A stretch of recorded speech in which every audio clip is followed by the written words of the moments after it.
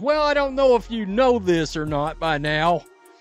And I saw that post from Angel Reese, or what I thought was Angel Reese, or whatever I got told was Angel Reese, about the white girl didn't want any of the fade or something like that. I thought it had to be a mistake. Somebody asked me about it, and I said, no, surely to God she would not have even Angel Reese surely realizes not to repost something like that, right? Apparently, it's perfectly acceptable to provoke your biggest so-called rival these days. But the moment people start calling it out, you play the victim. That's the story of Angel Reese lately. When Reese shared a video mocking Caitlyn Clark for choosing the mature route and walking away from the drama, she didn't just stir the pot, she flipped it off the stove entirely. And the league? Silent. No statements, no comments, just silence and double standards. Welcome to the modern WNBA, where every foul gets reviewed, but public jabs, especially those aimed at the league's most valuable player, are conveniently ignored. Hell, I guess I was wrong. I guess she did. And so now that I'm really starting to look into this, I'm like, God, not only is this real, but you've got media members that actually do try to hold the WNBA like to some kind of responsibility. They're talking about there's no room for hate, this and that and the other one, and you got a player that's blatantly advocating for violence against far and away your most popular player. All right, and bringing race into the situation. This isn't just about what happens on the court. It's about credibility, culture, and a league that keeps praising itself for values it fails to follow. We're talking about integrity, or more accurately, selective integrity. When the rules only seem to apply to certain teams or players, that's not leadership. It's just a performance. At the center of it all are two familiar names, Caitlyn Clark and Angel Reese. One focused on the game, the other feeding the chaos. Meanwhile, the WNBA pretends everything's fine, even as its image unravels in real time. If you support Caitlyn, drop a comment below saying, "I stand with CC" to show where you stand. This was put out right here. Again, hell, I thought it was fake originally. And I guess it's not. I mean, it's crazy. White girl running from the fade. There's Angel Reese right there. There's, of course, Caitlyn Clark doing the responsible thing, not wanting to tank her public relations. Like Angel Reese walking away after the take foul the other night, or the other day against the Chicago's. So how did this all start? Like most modern controversies, it began with a TikTok. A clip from a Chicago Sky versus Indiana Fever game was cut, captioned, "White girl running from the fade," and posted online for the world to dissect. The footage shows Caitlyn Clark committing a hard but legal foul on Angel Reese. Nothing dirty, nothing dangerous, just tough physical basketball. And how did Clark react afterward? She chose maturity. She didn't puff her chest. She didn't taunt. She didn't make it a spectacle. She walked away and diffused the situation completely. And I was like, again, somebody sent that to me and I said, it's got to be fake. And I was like, nope, here's a video on TikTok right here. And that picture is in this video. And it was reposted by Angel Reese. And let me see if I have the ability there. I'm going to just turn that down because I don't want a copyright strike. But right there, there's the picture. And Angel Reese did, in fact, repost this on TikTok, it looks like. And share. Today's world of viral moments and online drama, staying calm is seen as weakness. Walking away from trouble is no longer viewed as strength, it's twisted into fear. That TikTok post flipped the story, turning Caitlyn Clark into someone supposedly too scared to stand her ground. Because now it seems like respect in the WNBA only comes if you treat the basketball court like a UFC cage. And instead of setting the record straight, instead of offering context, Angel Reese, million-follower influencer and self-declared face of the league, shared it. No explanation, no clarity. Just full support for a racially charged meme targeting, a player who chose composure over chaos. And I'm like, are you kidding me right now? Are you kidding me? And the WNBA is going after and lecturing Indiana Fever fans in this investigation?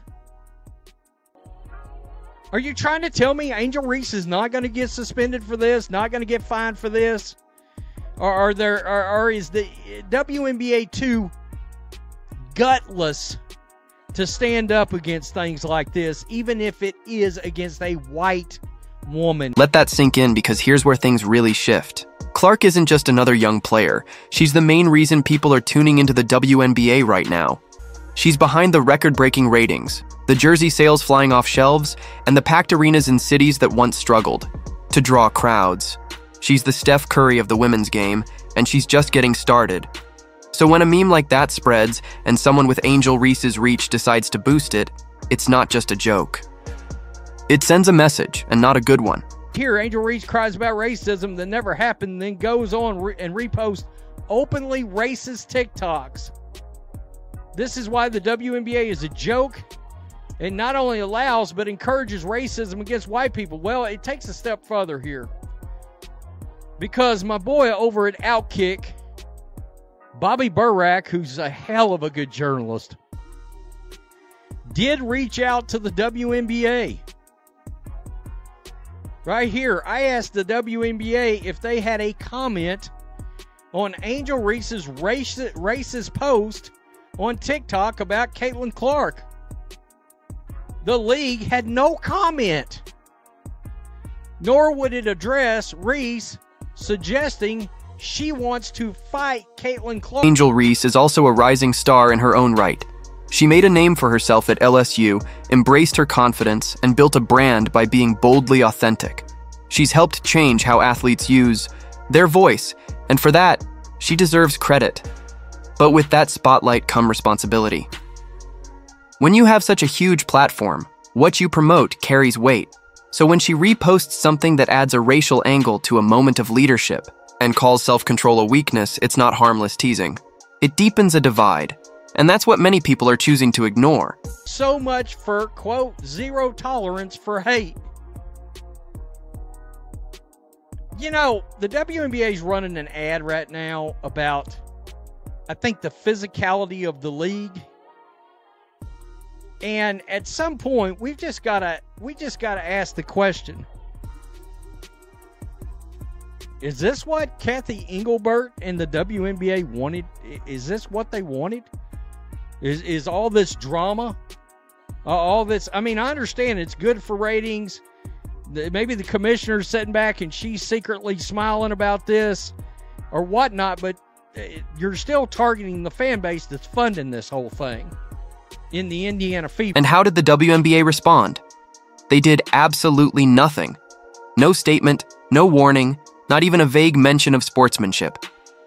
This is the same league that prides itself on being progressive, inclusive, and rooted in equality, yet when it mattered, they went silent. They'll investigate if fans boo too loudly. They'll fine coaches for pointing out missed calls. But when a viral post targets a player based on race, gender dynamics, and her choice to de-escalate a situation, the league doesn't even pause to acknowledge it. They're the ones grabbing the ratings. They're the ones paying up for the tickets, even on the road. And I've got to wonder, are you going to start seeing more empty seats even at Caitlin Clark games? Because I can tell you this, just from what I can gauge, a lot of Fever fans are already sort of fed up. All right, they're already sort of fed up. And you could hear it from the crowd. Now imagine if the roles were reversed. Picture Clark sharing a video with the caption, "Black girl can't handle the smoke." Just think about that for a second. We all know what would happen. It would be front page news. ESPN would go into full crisis mode. Brands would pull sponsorships. The league would hold urgent press conferences about inclusion and accountability. And honestly, they'd be right to do so, because racism in any form isn't empowerment. It's discrimination. Crowd said that they, Kathy Engelbert came over and lectured the crowd prior to the game the other day. How about at Kathy Engelbert? Does she have any comment If the @WNBA wants to be taken seriously, we should have transparency on these types of issues. But when the target is a white athlete, the silence becomes deafening. Suddenly, excuses start flying. Talk of context. Culture and empowerment are all used to justify what shouldn't be excused. But the truth is simple. Racism is racism. Mocking someone for their race, whether it's in a meme, a joke, or a clapback, isn't bold, and it isn't justice. It's bullying, and it's cowardly, especially when aimed at someone who refuses to stoop to that level. Because Caitlin Clark doesn't play that game. She doesn't go on podcasts to take cheap shots. She doesn't fire back on social media. She lets her performance on the court do the talking. And that's what really bothers her critics. She drops 30 points and walks off with the calm of a seasoned pro. She stays quiet when others get loud. She takes hits without begging for sympathy. And that kind of grace, the kind that doesn't play into the drama, is her biggest offense in the eyes of those who feed off it. WNBA is officially having their Jussie Smollett Bubba Wallace hoax situation. Right here, right now. You're watching it. And there's other things going on like this being shared by Angel Reese. WNBA's turning a blind eye to it. The league's refusal to speak up. That's the real scandal. Because this isn't just about what Angel Reese posted. It's about the message the WNBA sends by staying silent. A message that says the rules only apply to some. That certain people get punished, while others get a platform. That leadership depends on who you are, not what you do. When a league that prides itself on fairness ignores clear bias, it's not just failing, it's enabling the very behavior it claims to oppose. Now let's talk about the only group keeping this league from folding faster than a lawn chair at a barbecue. The fans. Specifically, Indiana Fever fans, who might as well be honorary investors at this point. These are the people filling arenas, buying merchandise like it's Black Friday, traveling from city to city, and chanting Caitlin Clark's name like it's a national anthem. You'd expect the league to treat them with respect, maybe even gratitude. But instead, they're being side-eyed, lectured, and talked down to by none other than Commissioner Kathy Engelbert. And no, not for storming the court or throwing objects. They're being warned about their tone. That's right, not their words. Not their behavior, just their tone. Because apparently nothing says fan engagement like telling your most loyal supporters to dial back their enthusiasm. They not realize, look, if you want to be taken as a, number one, if you want to keep all these new fans around, and you want to be treated like a real sports league, you've got to start taking things like this seriously and quit worrying about going after somebody because they made a crack about Brittany Griner being arrested in Russia. Sports fans are going to go after Brittany Griner over that. They're going to heckle her over that. I heard that yesterday and was like, are you kidding me? Fact, Brittany Griner got arrested in Russia for cannabis oil, which is illegal in Russia. You expect sports fans to not literally heckle her with that during the game? Have you ever been to a Raiders game, an Eagles game? You gotta be kidding me. Here's the kicker. This lecture came during an ongoing investigation sparked by what now appears to be a completely baseless accusation of racism. A few boos and rolled eyes somehow turned into a league-wide investigation. Meanwhile, Angel Reese can share racially divisive TikToks without so much as a caution. You don't need a degree in marketing to see the PR disaster unfolding. And you don't need to be a PR expert to know how disrespectful that is to the very people bankrolling this league with their time, money, and support. Keep going down this road, and even Caitlin Clark won't be able to save them. Because once trust is gone, it doesn't take long before fans stop showing up. And those once-packed arenas start looking real empty, real fast. Somebody, NBA Centel, which is a parody site, a satire site, shared a fake post about the WNBA banning booing. All right. At first glance, I saw it and was like, well, I can't believe it took them this long. And then I saw who posted it and was like, okay, good. But that just tells you it got a lot of people. That post, a lot of people thought it was real because at this point, We're expecting the WNBA to literally do something absurd like ban booing in a sports league. Sometimes the harshest truths are best served with a laugh. A satirical sports account recently ran a fake headline, WNBA to bamboo. Pure parody, of course, but thousands believed it. Not because they're gullible, but because it sounded exactly like something the league might actually do. That's where we've landed. When your operations are so out of touch that satire feels like breaking news, you've got a serious branding problem. The line between real and ridiculous is gone, and fans can't tell if they're watching a basketball game or a bad sketch show. When you become the punchline instead of the headliner, you stop selling tickets.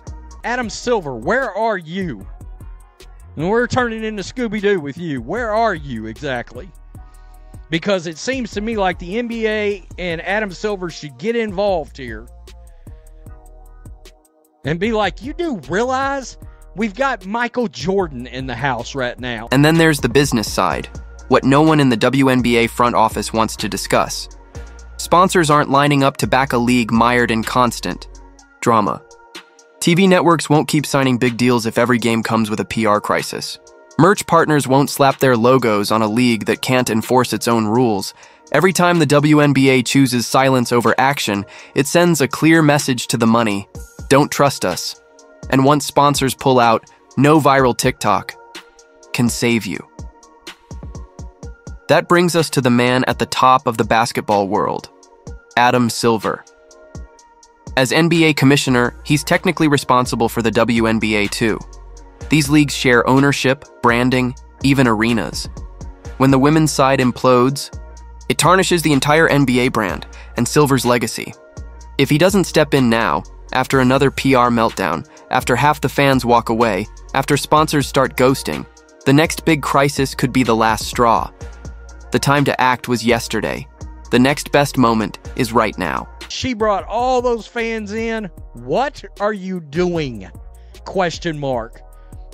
If you mess this up for these NBA owners that own these teams, and you mess this up with the media rights deal and all this other stuff, and our advertising, if you mess this up, Engelbert, you're out. You're fired. Remember, Caitlin Clark didn't just join the WNBA.